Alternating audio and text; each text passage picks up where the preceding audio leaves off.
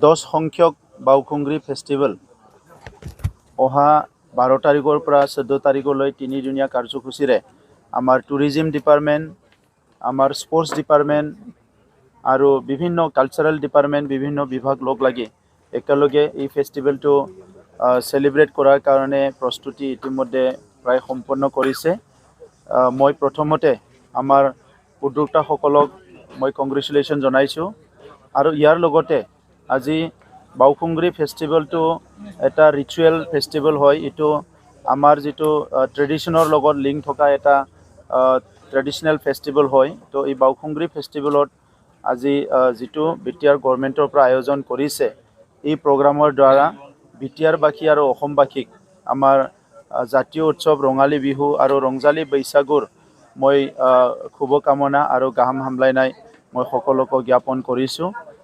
মই ভগৱানৰ ওচৰত প্ৰাৰ্থনা কৰিছোঁ যে আমাৰ নতুন বছৰত সকলোৱে নিজৰ নিজৰ ভাষা সংস্কৃতি নিজৰ ট্ৰেডিশ্যন লৈ পেলাই ভাল এটা পৰিৱেশত শান্তি সম্প্ৰীতি মৰম স্নেহৰ মাজেৰে ৰংজালী বৈশাগু উদযাপন কৰিব পাৰিব।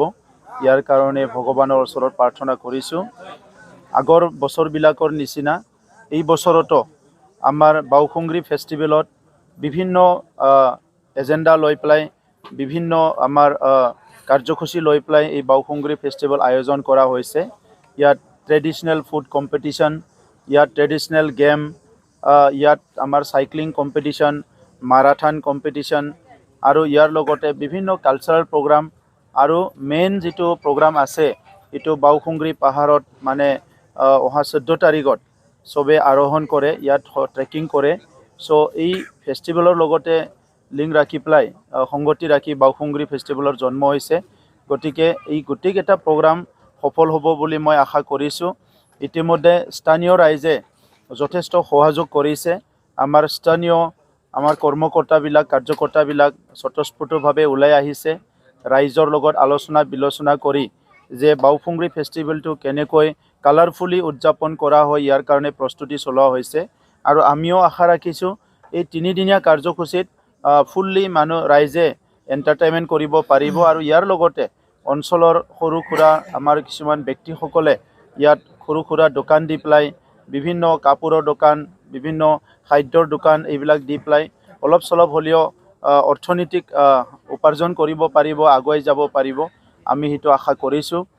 বাওকুংগ্ৰি অঞ্চলটো লৈ পেলাই আমাৰ এটা ডাঙৰ সপোন আছে।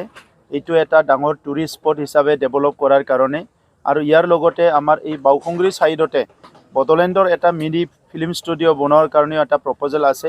আৰু এই বছৰৰ পিছত আমি আশা কৰিম যে নেক্সট বছৰবিলাকত উদযাপন কৰিবৰ কাৰণে ইয়াত পাৰ্মানেণ্ট কিছুমান ষ্ট্ৰাকচাৰ বনোৱাৰ কাৰণে আমি চিন্তা চৰ্চা কৰিছোঁ।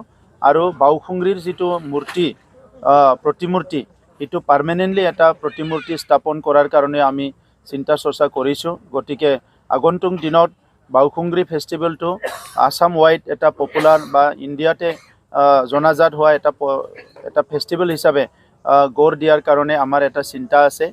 মই আপোনালোকক সকলোৰ দ্বাৰা অনুৰোধ কৰিছোঁ যে এই ফেষ্টিভেলত অহা সকলো লোকে যাতে ডিচিপ্লিন মেইনটেইন কৰে, কাৰণ পাহাৰত আৰোহণ কৰা বা হিলছ ট্ৰেকিং কৰাত আমাক এনাৰ্জি লাগে আৰু ডিচিপ্লিন লাগে। তো সেইকাৰণে সকলো ডিচিপ্লিনটো যাতে মেইনটেইন কৰে আৰু ইয়াত যিহেতু মেক্সিমাম আমাৰ ইণ্ডিজিনাছ লোক আছে, ট্ৰাইবেল লোক আছে। চ' সকলোৰে মাজত মিলা প্ৰীতি ভাল এটা পৰিৱেশত ভাল এটা সকলোৰে মৰম স্নেহৰ মাজত এই পৰিৱেশটো বা এই ফেষ্টিভেলটো সম্পন্ন হয়, সেইটোকে আমি আশা ৰাখিছোঁ।